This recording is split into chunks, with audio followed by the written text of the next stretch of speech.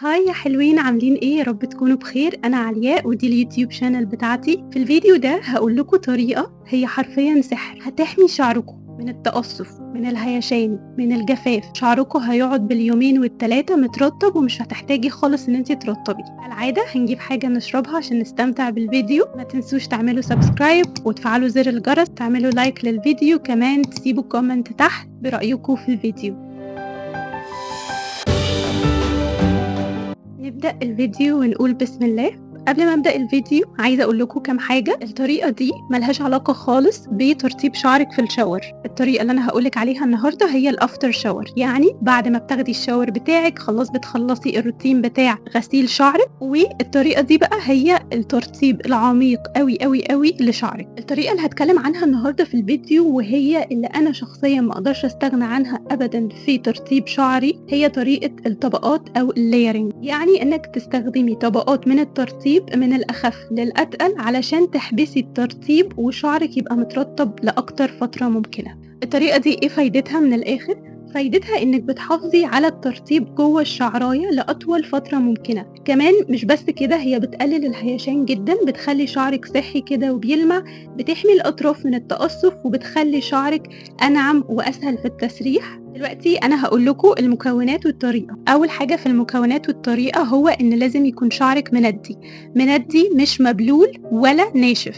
يعني ممكن إن انتي مثلا وشعرك ناشف تنديه ببخاخة زي كده، أو إن انتي تاخدي حتى مية على إيدك وتبدأي إن انتي تندي شعرك. تاني وأهم حاجة، هتستخدموا كل المنتجات اللي أنا هقول لكم عليها دي على النص التاني من شعركم، يعني هتسيبوا فروة راسكم خالص وهتستخدموا المنتجات دي على شعركم من تحت، يعني من أول نص شعركم كده لغاية الأطراف. تالت حاجة هنستخدم سيرم، أي سيرم انتي بتحبيه وبيجي على نوع شعرك. هنحط منه نقطتين ل3 نقط يا جماعة على حسب طول شعرك وكثافته. أهم حاجة إن انتوا ما تكتروش في المنتجات، وهقول لكم برضو في الآخر ليه. بعد ما حطينا السيرم هندلك شعرنا كويس وهنحاول إن احنا نسرحه كمان علشان السيرم يدخل في كل الشعر. وبعد 5 دقايق رابع خطوة، وهي فوق السيرم هنستخدم زيت. أهم حاجة كمان نحط زيت يكون خفيف علشان ما يزيدش الشعر، زي مثلا زيت اللوز الحلو ده أنا ما بقدرش إن أنا استغنى عنه في روتيني. تقدروا إن انتوا تستبدلوه بزيت بذور العنب أو زيت أرجان أو زيت جوجوبا. الزيوت اللي أنا ذكرتها دلوقتي هي زيوت خفيفة قوي على الشعر، هي مش بتزيت الشعر ومش بتخلي الشعر ملزق، ترطب الشعر وفي نفس الوقت مش بتديله إحساس التلزيق أو إحساس الدهننة. برضو نفس الكلام في السيرم والزيت. الزيت برضو هنستخدم من نقطتين ل3 نقط بس يا جماعة، وما تستهونوش بالكمية.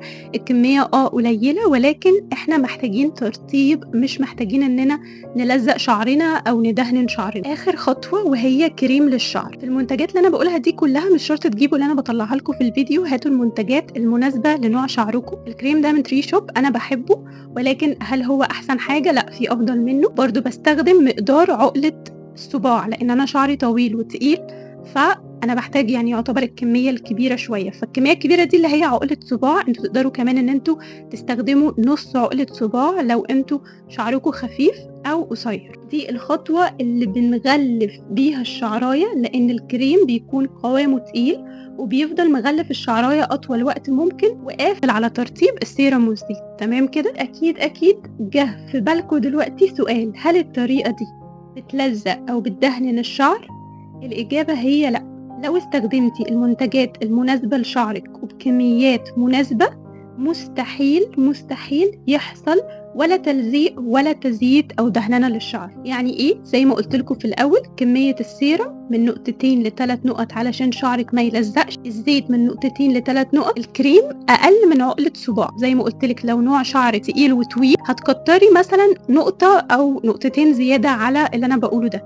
لو شعرك خفيف أو قصير تستخدمي أقل كمية، اللي هي من نقطة لنقطتين 3 نقط الماكسيمم بتاعنا علشان شعرنا ما يزيدش أو يلزق. الميزة في الروتين ده إن الشعر لو امتص الحاجة الخفيفة وليكن السيرم، امتصه خلاص وشعرك بقى عطشان ومحتاج ترطيب تاني، فبيلاقي زيت خلاص امتص ترطيب الزيت ومحتاج ترطيب كمان، فبيلاقي الكريم وهكذا. فاهمة قصدي؟ يعني إحنا مش بندّي فرصة للشعر إن هو يبقى ناشف أو جاف أو متقصّف. أعتقد كده فهمتوا قصدي. أنا بس عايزاكم تجرّبوا مرّة واحدة طريقة الطبقات دي، ومرّة الطريقة بتاعتكم في الترطيب اللي أنتم بتستخدموها، وشوفوا الفرق بنفسكم وتعالوا اكتبوا لي هنا في التعليقات.